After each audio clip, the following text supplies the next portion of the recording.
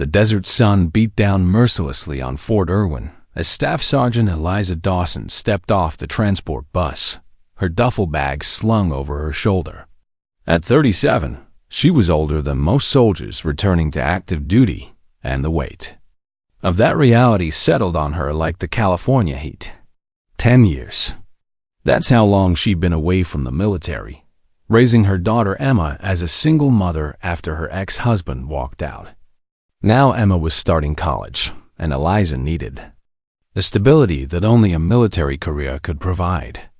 The M1 Abrams tank training program at Fort Irwin was her ticket back to financial security. But as she looked around at the sea of young faces, mostly male, mostly cocky, she wondered if she'd made a terrible mistake. "Welcome back to the real Army, Grandma," a voice called out as she passed a group of soldiers lounging near the barracks. The comment was followed by snickers, but Eliza kept walking, her jaw set. She'd expected this.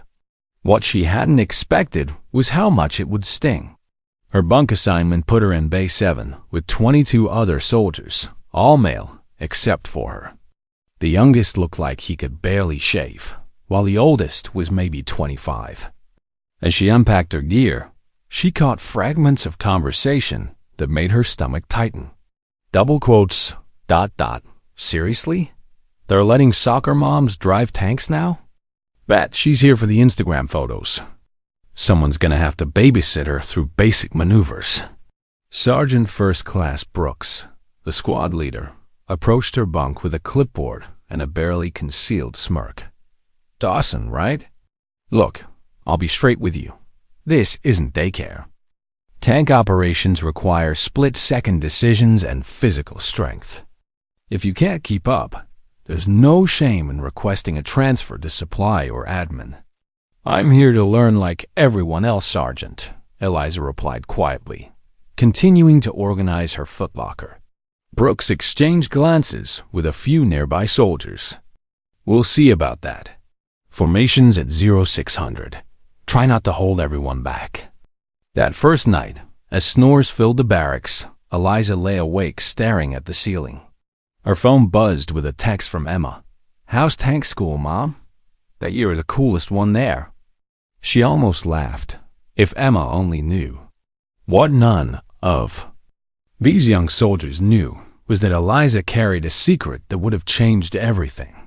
12 years ago, before Emma was born, she had been personally selected by Colonel Marcus "Ghost" Carter, a legendary Marine tank commander, from among 80 candidates for advanced tactical training. Carter had made her promise to keep their connection secret until it was truly needed. "Real skill doesn't announce itself," he told her during one of their late-night training sessions. "It waits for the moment when everything depends on it." As Eliza finally drifted off to sleep, she could almost hear Carter's voice. "Speed doesn't win. Consistency wins. And when the time comes, you'll know exactly what to do." She had no idea how soon that time would come or how dramatically it would change everything.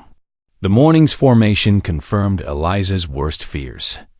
As the 23 soldiers lined up in perfect rows, she found herself positioned at the end, literally and figuratively on the outside looking in.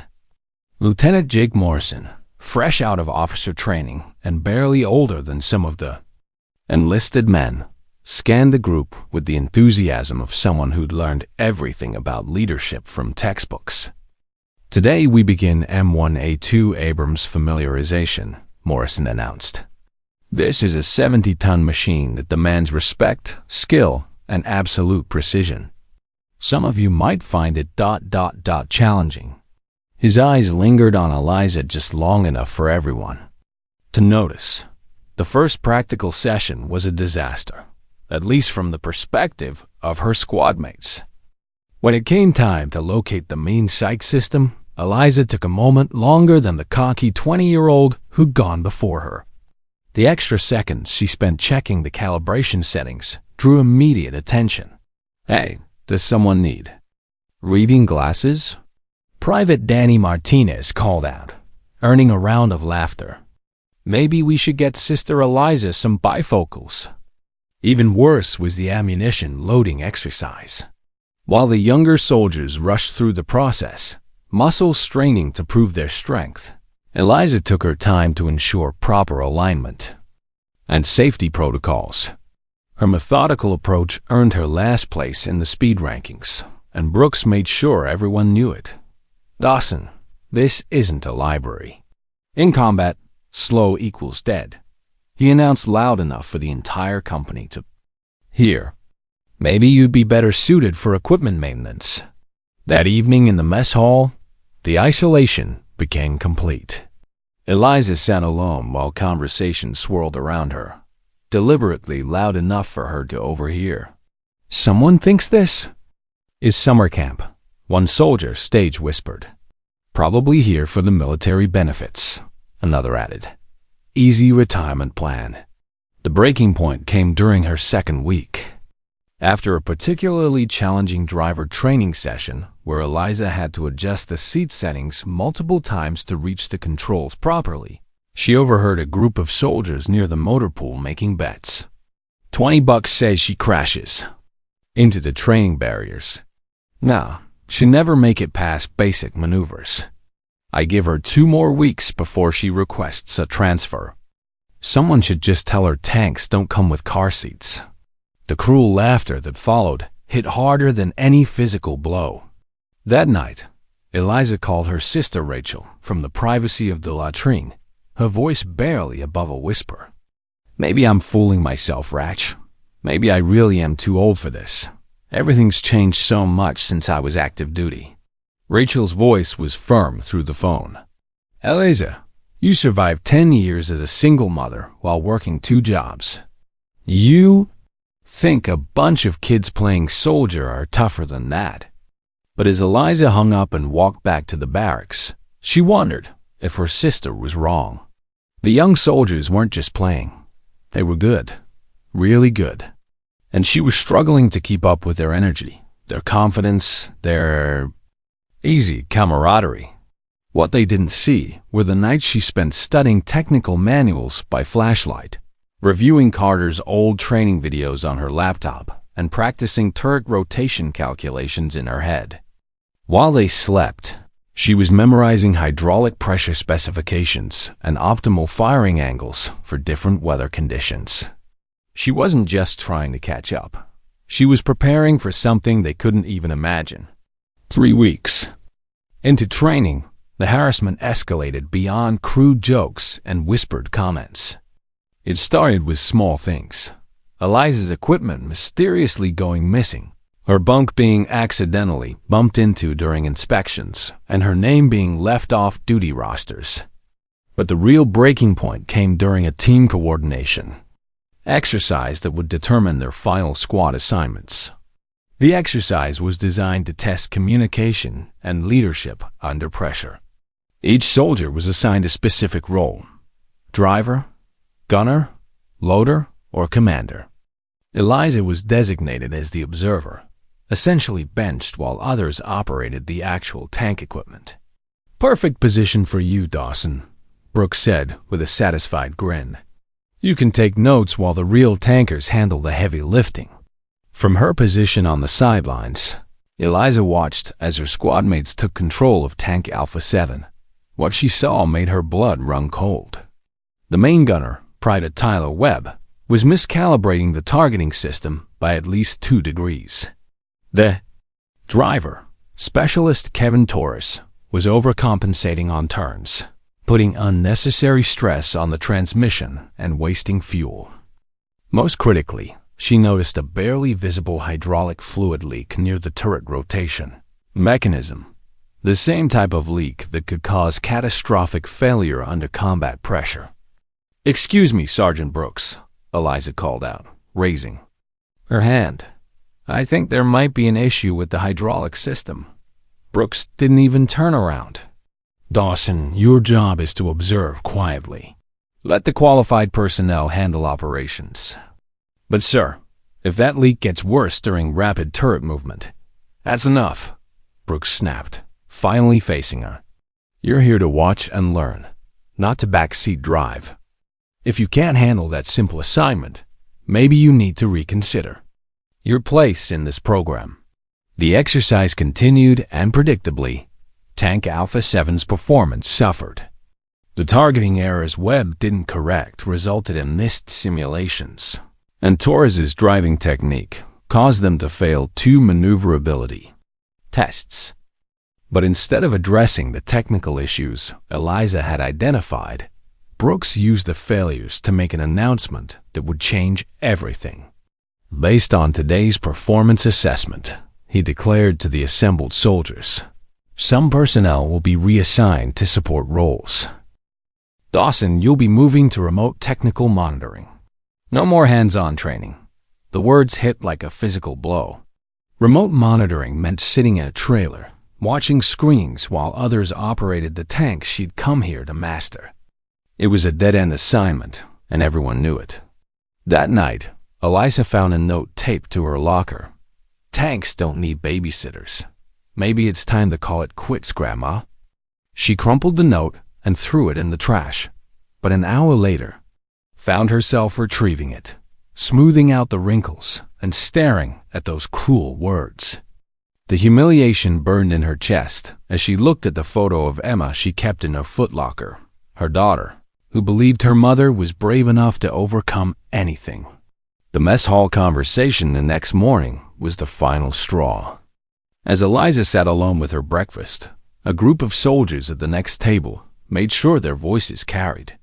Some people think the training ground is for making TikTok videos, Martinez said loudly. Next thing you know, we'll have to explain which end of the tank the bullets come out of. The laughter that followed was mean-spirited and pointed. But this time, something inside Eliza shifted. Instead of feeling defeated, she felt a familiar coldness settle over her. The same focused calm she'd learned from Colonel Carter during those intensive training sessions years ago. That night, she called Emma instead of her sister. "Mom, you sound different," Emma said after they talked for a few minutes. "Stronger, somehow." "I think I just remembered who I used to be," Eliza replied quietly, "and who I still am." After hanging up, she opened her laptop and navigated to a password-protected folder she hadn't accessed in years. Inside were Colonel Carter's advanced training modules, the ones marked Emergency Combat Protocols, that she'd been saving for when she felt truly ready. As she watched Carter's weathered face on the screen, his words from 12 years ago came flooding back. Real skill doesn't need advertising. It just needs an opportunity to be seen. She was done waiting for permission to prove herself. Tomorrow, she would show them exactly what a babysitter could do.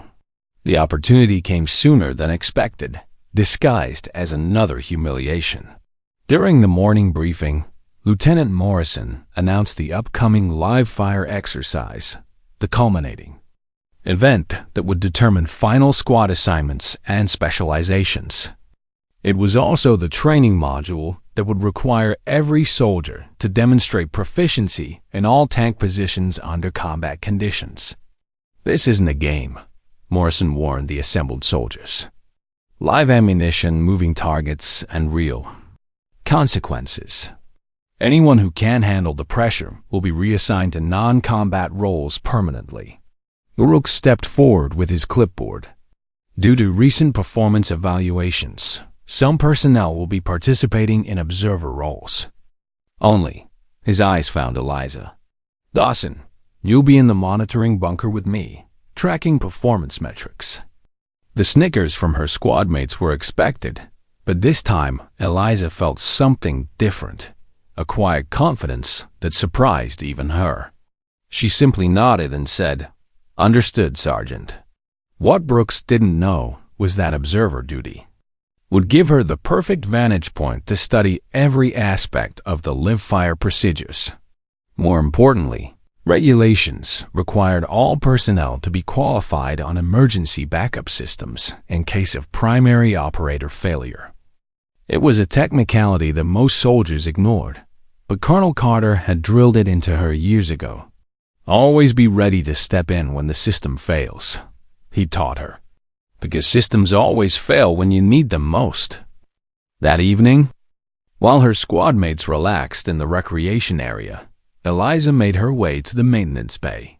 She had noticed that Tank Delta 3, the one assigned for tomorrow's exercise, had the same hydraulic leak she tried to report weeks earlier. Under normal conditions, it would hold up fine. But under the stress of rapid turret rotation during combat maneuvers, it could fail catastrophically. She didn't report it again. She'd learned that lesson.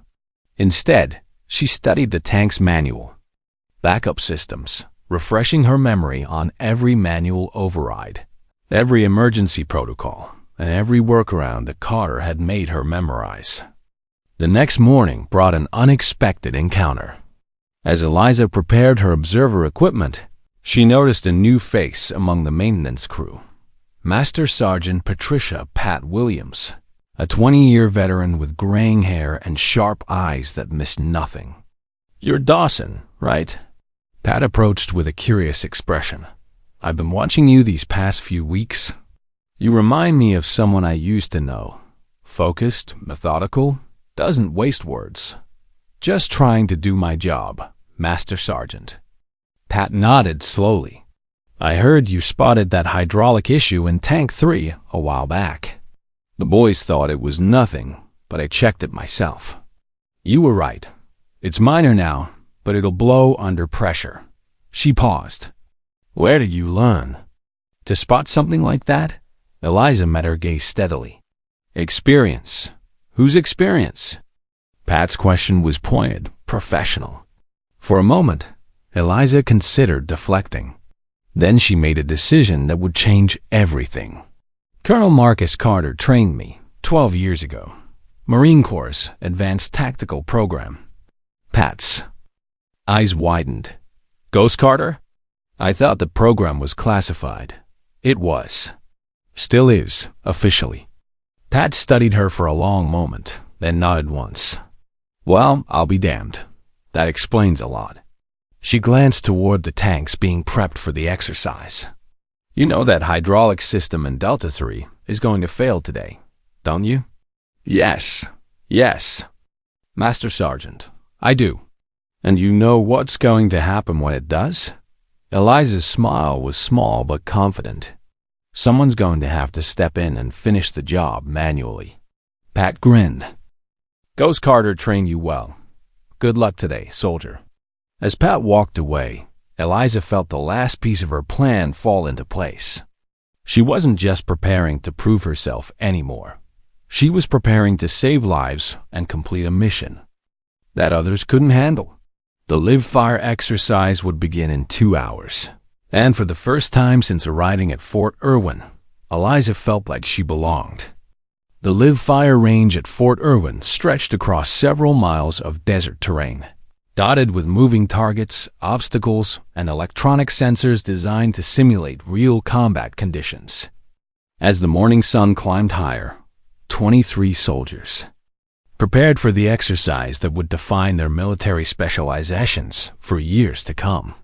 Eliza took her position in the observation bunker alongside Lieutenant Morrison and Sergeant Brooks, her monitoring equipment calibrated and ready.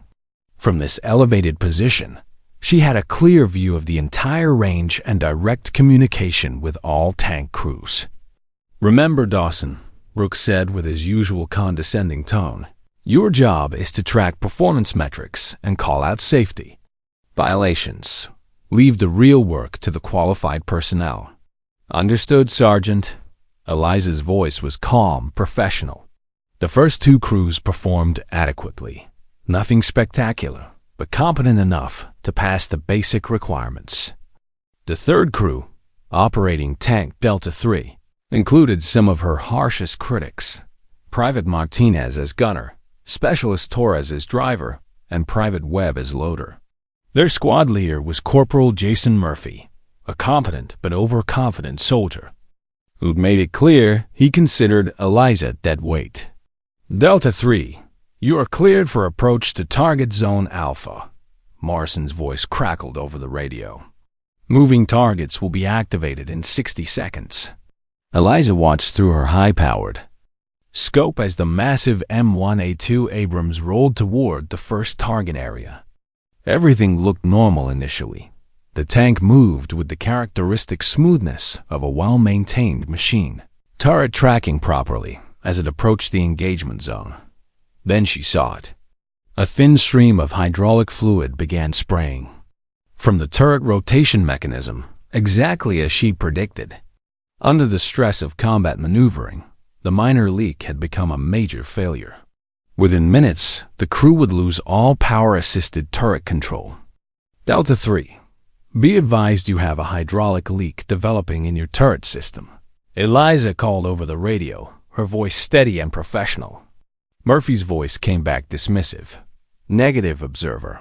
All systems show green. Corporal Murphy. I have visual confirmation of hydraulic fluid loss. You need to, observer, maintain radio discipline. Brooks interrupted sharply. Delta 3. Continue your approach. Eliza watched helplessly as the situation deteriorated. The electronic targeting system, dependent on the hydraulic pressure, began flickering. The turret's rotation became jerky, inconsistent. Then, as the first moving target activated, a remote-controlled vehicle designed to simulate enemy armor, everything went wrong at once. I can't get a lock. Martinez's voice was tight with panic. The targeting system just died. Turret's not responding. Webb added, We're stuck.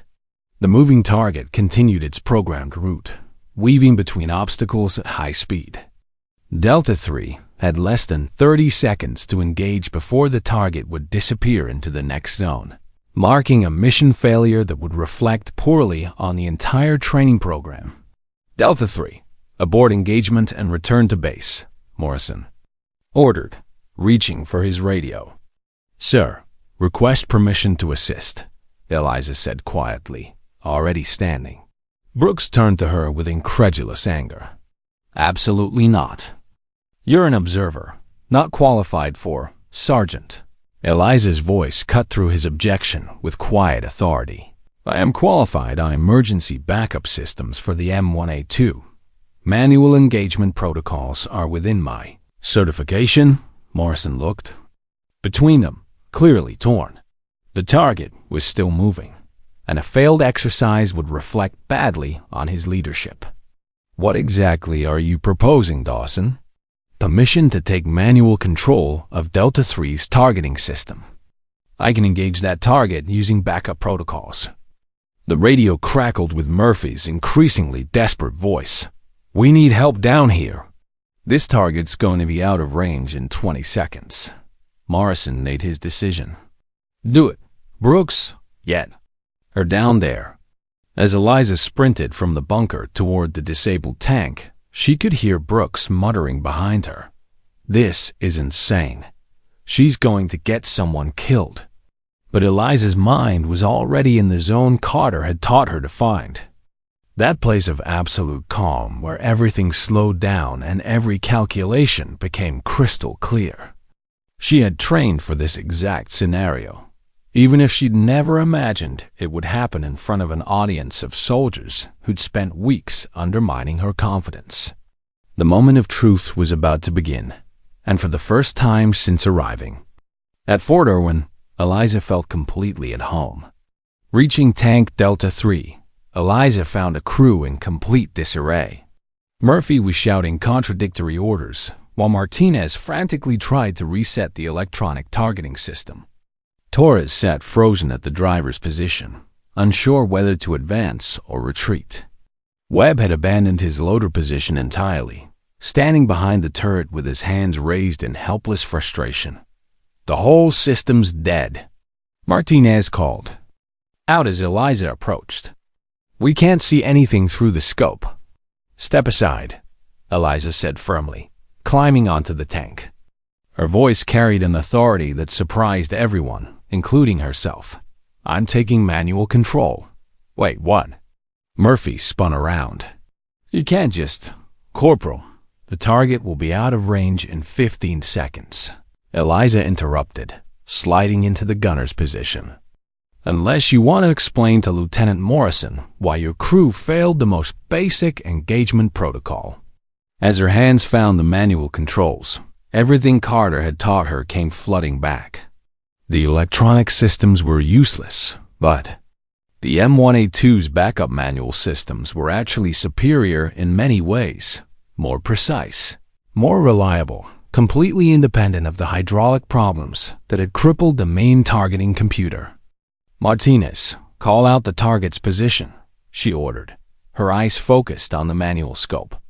Dotting 270, range approximately 800 meters, Martinez stammered, clearly uncertain about taking orders from someone he'd been mocking for weeks.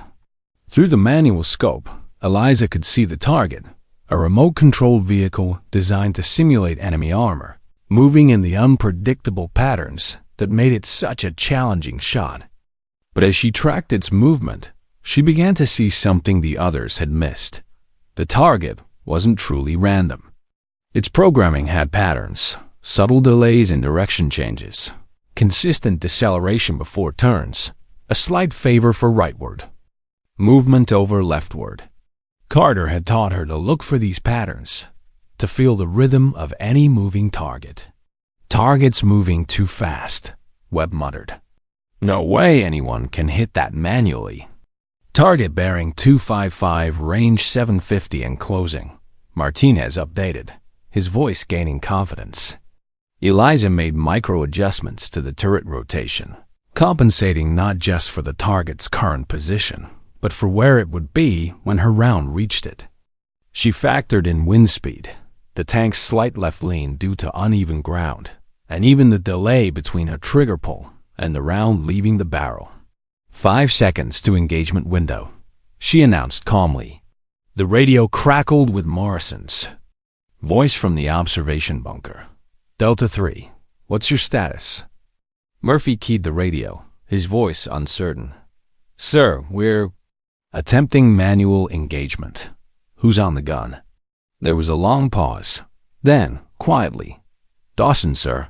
The silence that followed was deafening. Eliza could imagine the expressions in the observation bunker. Brooks's disbelief, Morrison's concern, and probably a few other observers wondering if they were about to witness a spectacular failure. But Eliza's world had narrowed to the crosshairs in her scope and the moving target beyond. Her breathing slowed, her heartbeat steadied. Everything Carter had taught her crystallized into this single moment.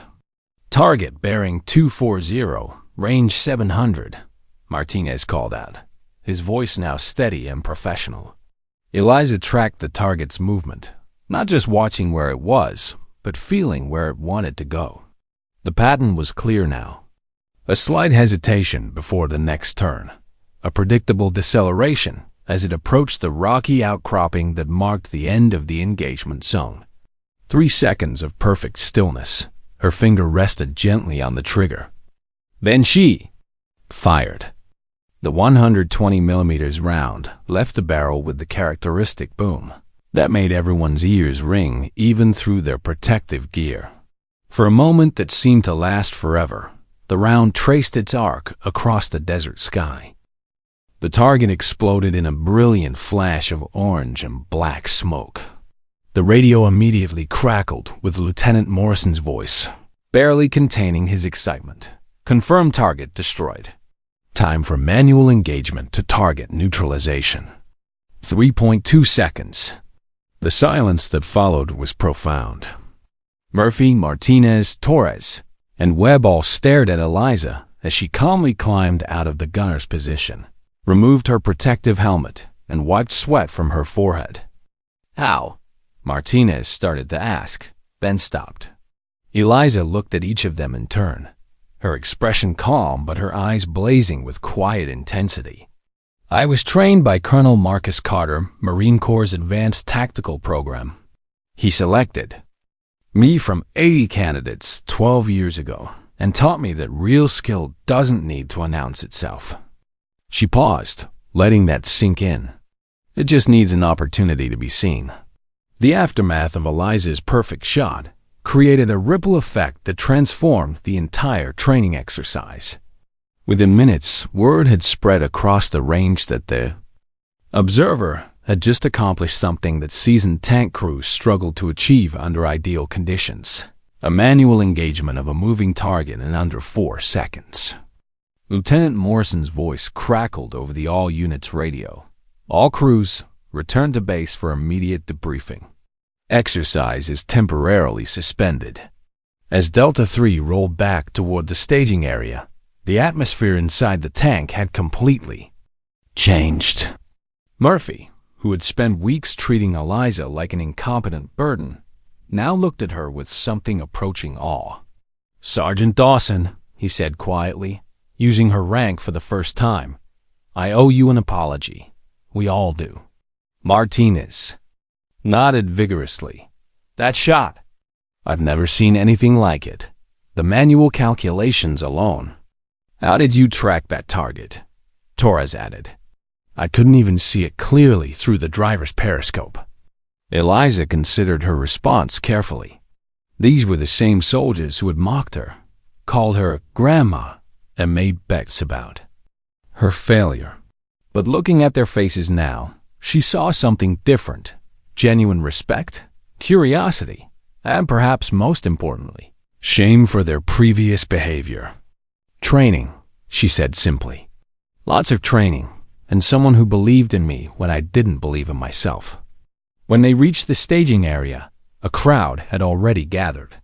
Master Sergeant Williams stood near the command post with a knowing smile, while other crews clustered around their tanks, talking in excited whispers.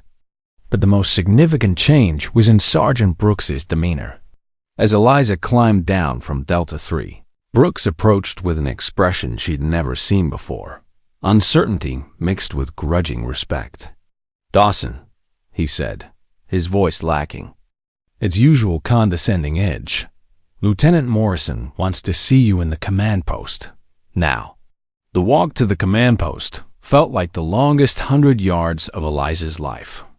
She could feel every eye on the range following her movement, and she knew that whatever happened next would define not just her own military future, but potentially change how female soldiers were perceived in this training program.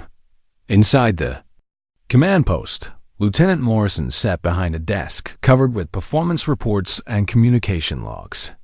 His expression was unreadable as he gestured for her to take a seat. "Sergeant Dawson," he began formally, "I've just reviewed the targeting data from your engagement. The shot was not only successful but textbook perfect. The manual calculations required for that level of precision under those conditions ... double quotes." He paused, shaking his head. "Where exactly did you learn those skills?" This was the moment Eliza had been preparing for, consciously or unconsciously, since the day she'd arrived at Fort Irwin. The moment when she would either reveal the truth about her background or continue to let others underestimate her capabilities. "Sir, I was selected for Colonel Marcus Carter's Advanced Tactical Training Program 12 years ago. Marine Corps' classified program, now declassified. Colonel Carter trained me personally on manual engagement protocols, advanced targeting calculations, and emergency systems operation." Morrison's eyebrows shot up. "Ghost Carter? The Marine Corps legend?" "Yes, sir. He made me promise to keep the training confidential unless it was truly needed." Eliza's voice remained steady. "Today, it was needed." Morrison leaned back in his chair, processing this information. "Sergeant Dawson, Colonel Carter's program was legendary. I've read about it in advanced tactical studies. If you were selected from among 80 candidates..." He trailed off, understanding dawning in his eyes. "Sir, I didn't come here to show off or prove anything to anyone. I came here to complete my training and serve my country. But I won't stand by and watch good soldiers fail when I have the skills to help them succeed." Morrison nodded slowly. "What happened today changes things. Your demonstrated competency level is far beyond what we initially assessed. I'm recommending you for Advanced Instructor Certification, effective immediately." The door opened, and Sergeant Brooks entered, followed by Murphy and several other squad leaders. Brooks stepped forward, his usual swagger replaced by something approaching humility. "Sir, the men want to make a formal request," Brooks said. "We'd like Sergeant Dawson assigned as our primary instructor for advanced manual systems training." Morrison looked surprised. "That's quite a change from your previous assessment, Sergeant Brooks." Brooks met Eliza's eyes directly. "Sir, I was wrong. We all were. We judged based on assumptions instead of capability, and that's not how professional soldiers should behave." Murphy stepped forward. "Ma'am, speaking for Delta 3 crew, we'd be honored to learn from you. What you did today, ... It saved our mission and probably our careers." Eliza felt a warmth spreading through her chest. Not the satisfaction of revenge, but something much better. The respect of fellow soldiers, earned through competence and professionalism rather than demanded through authority. "Lieutenant Morrison," she said quietly, "I accept the instructor assignment, but I have one condition." "What's that, Sergeant?" "I want to train every soldier in this program on emergency manual systems. Not because they're not good enough, but because they're too good to fail when technology lets them down." Morrison smiled. "Granted. Congratulations, Instructor Dawson." As they shook hands, Eliza realized that this moment represented more than just personal vindication. It was proof that excellence always rises to the surface, no matter how many people try to keep it buried. 3 months later, the M1 Abrams Advanced Training Program at Fort Irwin had been transformed. What had once been a competitive environment where soldiers hoarded knowledge and mocked weakness had become a collaborative training ground, where everyone's success contributed to the unit's overall strength. Instructor Sergeant Eliza Dawson stood before her latest class of 25 new trainees, explaining the intricacies of manual targeting systems to a group that hung on her every word. Among her students were several familiar faces: Martinez, who had become one of her most dedicated pupils, and Torres, who now served as her assistant instructor for driver training. "Remember," she told the class, "electronic systems will fail when you need them most. That's not pessimism. That's reality. Your manual skills aren't backup systems. They're your primary insurance policy." After class, she found a message. Waiting in her office, a letter from Emma, now thriving in her second semester of college. "Mom," the letter read, "I heard about your instructor promotion from Aunt Rachel. She said you're now training the trainers, and that soldiers from other bases are requesting to attend your courses. I always knew you were amazing, but I don't think I understood how amazing until now. You didn't just prove yourself. You changed an entire system. I'm so proud to be your daughter." That evening, Eliza walked across the training ground where she'd once been mocked and marginalized. The range was quiet now, but she could still see the spot where Tank Delta 3 had sat disabled, where she'd made the shot that changed everything. Master Sergeant Williams approached, carrying 2 cups of coffee. "Penny for your thoughts, Instructor?" "Just remembering," Eliza replied, accepting the coffee gratefully. 3 months ago, I was ready to quit. I actually called my sister and told her I didn't belong here. What changed?" Eliza was quiet for a moment, watching the sun set over the mountains surrounding Fort Irwin. "I realized that belonging isn't something other people give you. It's something you claim for yourself. One competent action at a time." Williams nodded. Colonel Carter would be proud. "Have you heard from him lately?" "Actually, yes," Eliza smiled. "He sent a message last week. Said he'd heard about the program changes here at Fort Irwin, and that he always knew I'd make a difference when the time came." "And what did you tell him?" "That he was right about one thing. Speed doesn't win. Consistency does. But he was wrong about something else." "What's that?" "He said real skill doesn't need advertising. But I've learned that real skill has a responsibility to teach others." Knowledge hoarded is knowledge wasted. As they walked back toward the barracks, Williams asked, "Any regrets about how things went down? The way they treated you in the beginning?" Eliza considered the question seriously. "You know what's funny? I'm almost grateful for it. If they'd accepted me from the beginning, I might never have pushed myself to be as good as I needed to be. Their doubt made me prove to myself what I was really capable of." The next morning brought news that would have seemed impossible 3 months earlier. Lieutenant Morrison approached Eliza's office with a broad smile and an official-looking document. "Congratulations, Sergeant Dawson. The Army has approved your proposal for the Manual Systems Excellence Program. You're being assigned to develop curriculum for tank training programs across all branches of the military." Eliza stared at the document, hardly believing what she was reading. "Sir, this means your training methods will be taught at Fort Knox, Fort Benning, and every other armor training facility in the country. You're not just changing Fort Irwin anymore. You're changing how the entire Army trains tank crews." That weekend, the training ground was busier than usual. A group of new instructors had arrived from other bases to observe Eliza's teaching methods, and the current trainees were excited to demonstrate their skills to visitors. As Eliza watched a young female soldier, the first woman to join the program since her own arrival, successfully complete a manual targeting sequence, she felt a deep sense of completion. The transformation wasn't just about proving that women could excel in male-dominated fields, though that was important. It was about proving that competence and character matter more than preconceptions and prejudices. Sergeant Brooks, who had become one of her most supportive colleagues, approached as the demonstration concluded. "You know what the best part is?" he said, watching the new female trainee receive congratulations from her squadmates. "What's that?" "She'll never have to go through what you went through. The culture here has changed permanently. Excellence is recognized immediately now, regardless of who demonstrates it." Eliza nodded, watching as the young trainee was welcomed into the group with genuine respect and enthusiasm.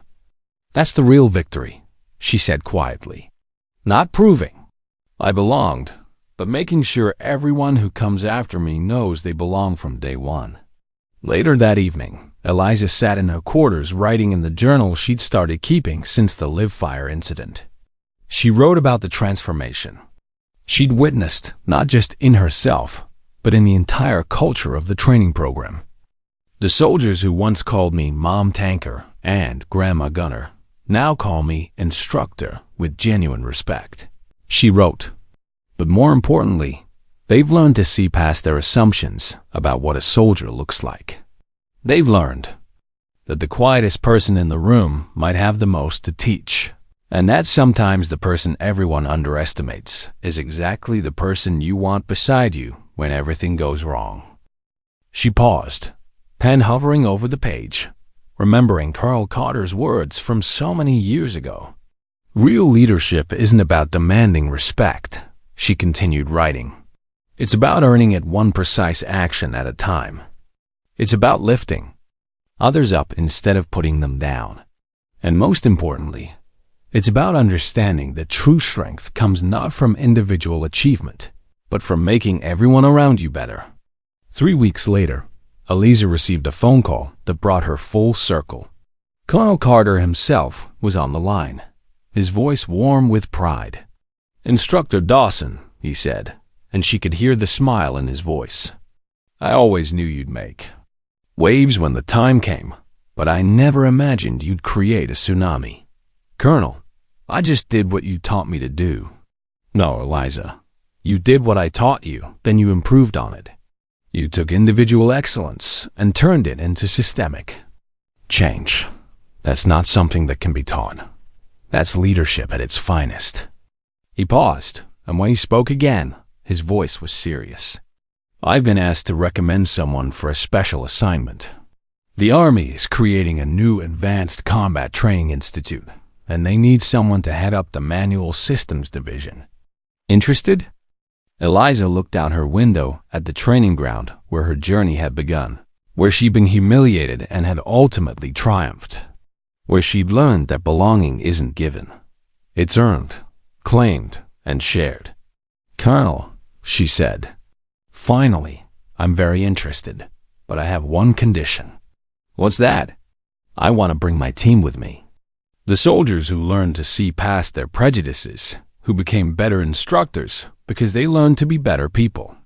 They're part of this story too, and they deserve to be part of writing the next chapter. Carter's laughter was rich and genuine.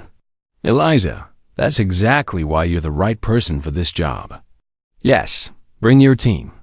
The Army needs leaders who understand that excellence is contagious and that the best way to honor your own success is to create opportunities for others to succeed."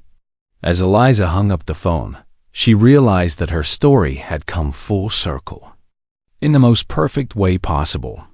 She'd arrived at Fort Irwin as a single mother trying to rebuild her career, overlooked and underestimated by everyone around her. She was leaving as a recognized expert whose training methods would influence military instruction for years to come. But the real transformation wasn't in her career trajectory. It was in the dozens of soldiers whose lives she'd touched, who had learned to look beyond surface impressions and recognize competence wherever it appeared. It was in the culture change that would protect future female soldiers from the harassment she'd endured. It was in the young woman who would never have to prove she belonged, because Eliza had already proven it for all of them. The night before her departure for the new assignment, the entire training company gathered for a farewell ceremony. As she looked out at the faces of soldiers who had become colleagues, students, and friends, Eliza felt a profound sense of completion. "When I arrived here," she told them, "I thought I was just trying to complete tank training. I had no idea I was beginning a journey that would change not just my life, but all of ours. You taught me that true victory isn't about proving you're better than someone else. It's about making everyone better together." She paused, looking specifically at Brooks, Martinez, Torres, and Murphy, the soldiers who had undergone the most dramatic transformation. "To the soldiers who welcomed me eventually, thank you for growing alongside me. To the soldiers who doubted me initially, thank you for pushing me to be better than I thought I could be. And to all of you who will carry this program forward, remember that excellence has no gender, no age limit, and no expiration date. It only requires competence, character, and the courage to act when action is needed." As the ceremony concluded, and soldiers began approaching to say individual goodbyes, Eliza realized that her story would continue in each of them. Every time they welcomed a new trainee without prejudice, every time they chose mentorship over mockery, every time they chose to see potential instead of limitations, they would be continuing the transformation that had begun with a single perfect shot on a desert training range. The woman who had once been called the squad's blind spot was leaving Fort Irwin as the instructor who had taught an entire generation of soldiers to see clearly, not just through tank scopes, but through the prejudices that had once clouded their judgment. And in teaching them to see clearly, she had finally learned to see herself clearly too, not as someone who needed to prove she belonged, but as someone who had always belonged and who had simply needed the right moment to show the world what she was capable of. The desert sun set behind the mountains as Eliza packed the last of her belongings, ready for whatever challenge awaited her next. She had learned that real strength doesn't announce itself with noise and bluster. It reveals itself with quiet. Competence when competence is needed most. And sometimes, the person everyone underestimates is exactly the person who will change everything. If you enjoyed this story, don't forget to hit the subscribe button and become a part of our everyday Life Stories community. Where are you watching from? Drop a comment below. We love hearing from our amazing viewers around the world.